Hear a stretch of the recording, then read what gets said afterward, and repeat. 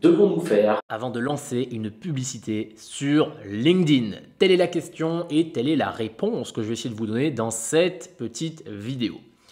Je suis sûr que si parmi vous, il y en a qui ont déjà essayé de lancer des publicités sur LinkedIn, malheureusement, votre expérience ne doit pas être ouf parce que la majorité des personnes qui lancent une publicité LinkedIn se font complètement bouffer tout le budget publicitaire et ressortent avec zéro résultat. Et c'est un petit peu ce qui m'est arrivé il y a 2 ans et demi quand je suis arrivé sur la plateforme. J'avais plein de bons espoirs, j'avais déjà une expérience sur la publicité Facebook, donc je me disais que ça allait être grosso modo la même chose et que j'allais plutôt bien m'en sortir. Et en soi, c'était ça. La plateforme de Facebook Ads, donc des publicités Facebook, n'est pas différente de celle de LinkedIn. Mais il y a quand même des enjeux qui sont un petit peu différents, notamment que la publicité LinkedIn est beaucoup plus chère que Facebook. Et moi, en tant qu'expert de LinkedIn, je m'étais donné comme objectif d'être le meilleur sur tous les aspects de la plateforme et donc je suis allé me frotter aux publicités LinkedIn. J'étais tout content, tout pimpant, tout confiant et je suis arrivé, j'ai utilisé le coupon de 50 € de publicité offerte de LinkedIn. J'ai mis 25 € par jour, je suis allé me prendre un café, je suis revenu et les 25 € avaient totalement disparu. LinkedIn m'avait tout consommé pour, encore une fois, zéro résultat. Autant vous dire qu'au début, je n'allais pas me tatouer LinkedIn Ads sur le cœur en tatouage. Non, non, je me suis un petit peu quand même accroché pour voir si je ne pouvais pas avoir des meilleurs résultats. Et j'ai essayé de faire différents formats de publicité, de faire des sponsor content, de l'email. Autant dire que mes résultats étaient proches du néant.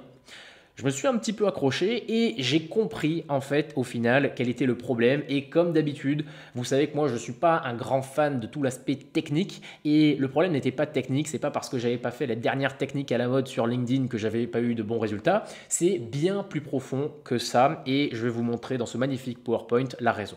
La raison c'est qu'en fait vous devez voir LinkedIn, mais pas que LinkedIn, toutes les stratégies de communication que vous allez faire.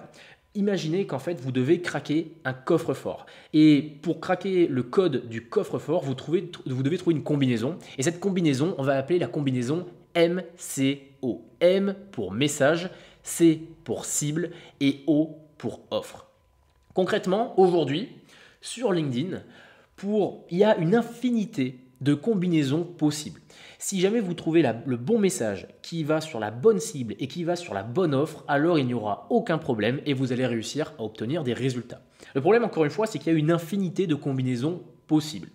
Et lorsque vous allez travailler, l'objectif, ça va être de trouver quelles sont les bonnes combinaisons. Et vous voyez, les bonnes combinaisons donc, vont être schématisées par les combinaisons qui sont mises en doré. Et vous voyez donc que ça en fait quand même une infime partie parmi l'infinité de combinaisons qui sont possibles. Lorsque vous allez par exemple travailler votre ciblage, l'objectif, ça va justement être de réduire un petit peu le champ des possibles. Lorsque vous allez faire ensuite travailler votre offre, votre positionnement, vous allez réduire encore une fois le champ des possibles. Et ça, c'est extrêmement important. Moi, dans la formation Linked Closer, où j'accompagne justement les entrepreneurs à mettre en place des stratégies LinkedIn, le positionnement et le ciblage fait partie intégrante de la stratégie. C'est peut-être même le plus important, ce qui fait 80% des résultats. Sauf que ensuite, une fois que vous avez fait ça, vous allez même peut-être un petit peu travailler le message marketing que vous allez délivrer et vous allez vous retrouver avec un champ des possibles beaucoup plus restreint. Mais le problème, c'est que pour l'instant, vous ne savez pas encore quelle est la bonne combinaison. Et pour ça, la seule chose que vous pouvez faire, c'est de tester. Vous allez tester et surtout, vous allez traquer toutes les combinaisons entre guillemets qui ne sont pas les bonnes. Si jamais vous testez une audience et que vous vous rendez compte que cette audience n'est pas la bonne, vous allez la barrer et vous allez la noter pour être sûr justement de ne pas la retester après. Et en fait, grâce à ce travail de test, grâce à ce travail de dur labeur, vous allez pouvoir vous rapprocher en effet de ces bonnes combinaisons. Alors quel est le rapport concrètement avec les publicités LinkedIn ? Aujourd'hui, si vous ne connaissez pas la bonne combinaison et que vous lancez des publicités sur LinkedIn ou sur Facebook ou n'importe où ailleurs, eh bien vous allez payer extrêmement cher. Sur Facebook, ce qui est bien, c'est qu'on peut utiliser la publicité qui n'est pas la plus chère pour trouver justement la combinaison.